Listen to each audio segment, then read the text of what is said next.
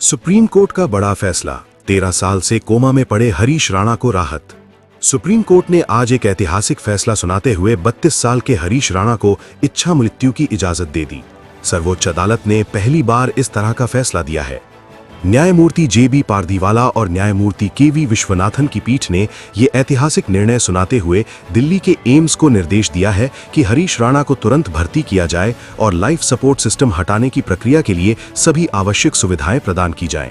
आपको बता दें कि हरीश राणा पिछले कई वर्षों से एक ऐसी स्थिति में थे जिसे चिकित्सा विज्ञान में परमानेंट वेजिटेटिव स्टेट कहा जाता है। राणा 13 साल से 100% विकलांगता और क्वाड्रिप्लीजिया से जूझ रहे थे। वे सांस लेने, भोजन करने और अपनी दैनिक देखभाल के लिए पूरी तरह से कृत्रिम चिकित्सा सहायता और मशीनी जीवन रक्षक प्रणाली पर निर्भर थे। डॉक्टरों की रिपोर्ट के अनुसार उनकी स्थिति में सुधार की कोई संभावना नहीं बची थी। देखिए, आज हरीश राणा के केस में लव, मेडिसिन और मर्सी के बीच में एक जो डायलेमा था उसको क्लियर कर दिया और राइट टू लाइफ के साथ राइट टू डाई का भी एक फ्लरिश कर दिया है, एक कॉन्सेप्ट पूरे देश के लिए। और हरीश राणा के माता पिता ने 13 साल उसकी सेवा की, लेकिन कोई रिकवरी नहीं थी फर्स्ट सेकंड बोर्ड की बाद भी। तो लगभग 82-83 दिन के बाद जजमेंट आया है, रिजर्व हो गया था और उसमें मेडिकल बोर्ड को, मतलब एम्स को कहा गया है सुप्रीम कोर्ट के थ्रू कि आप इसको बच्चे को लेके जाइए और उसके जितने भी इक्विपमेंट्स उसके शरीर में लगे वो सब निकाल दीजिए और उसके बाद जब तक वो जी सकता जिएगा, प्राकृतिक अवस्था में उसको छोड़ दिया गया है। और एक बहुत अच्छी नजीर पूरे देश के लिए बनाई गई कि पूरे देश में जितने भी गवर्नमेंट हॉस्पिटल हैं उन सबके CMO को गाइडलाइन जारी कर दी गई है कि आप ऐसे पैलेटिव केयर के जो पेशेंट्स हैं उनका ध्यान रखेंगे। उनके केयर अगर नहीं हो पाती है, ढंग से वो रिकवर नहीं हो पाता, तो उसके लिए मेडिकल बोर्ड कॉन्स्टिट्यूट करेंगे और उसकी रिपोर्ट समय समय पर मंत्रालयों को देते रहेंगे।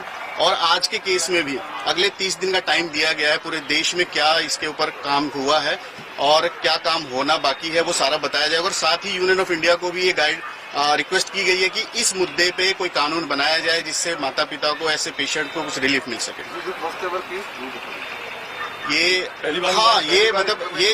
पहली बार इम्प्लीमेंट हुआ अरुणा शान बाग में। इसके बारे में डिस्कशन हुआ था, लेकिन 2018 का कॉमन कॉज में बहुत सारी गाइडलाइन बनाई गई थी। तो एक तरह से ये आज पहली बार इम्प्लीमेंटेशन होगा कॉमन कॉज की गाइडलाइंस का 2018 की।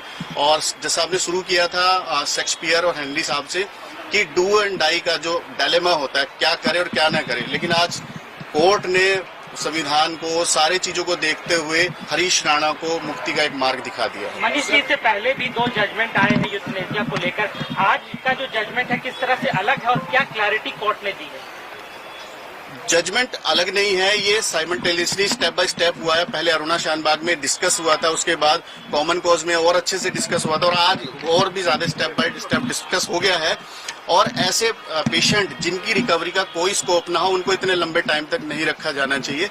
उसके ऊपर मेडिकल बोर्ड बनना चाहिए, उसकी रिपोर्ट आनी चाहिए और अकॉर्डिंगली उस पे मेडिकल बोर्ड को, डॉक्टर्स को अपनी ओपिनियन देके उसके साथ न्याय करना चाहिए। सर, हरीश राणा की बता दीजिए कि क्या स्थिति थी, कैसे थे, कब से वो मामला क्या था पूरा? नॉर्मली 21 साल की एज में वो बीटेक पढ़ने के लिए पंजाब यूनिवर्सिटी गया था, चंडीगढ़ में था। वहां से 4th फ्लोर पे, फर्स्ट ईयर में ही 4th फ्लोर पे से वो गिरा दिया गया। उसके गर्दन में बहुत सीवियर चोट लगी, मतलब पूरा हेड इंजर हो गया और तब से ही वो 100% पैलेटिव केयर पे चला गया, मतलब कोई रिकवरी के चांस नहीं थे। और 20 अगस्त 2013 की ये बात है और आज हम 2026 में खड़े हैं।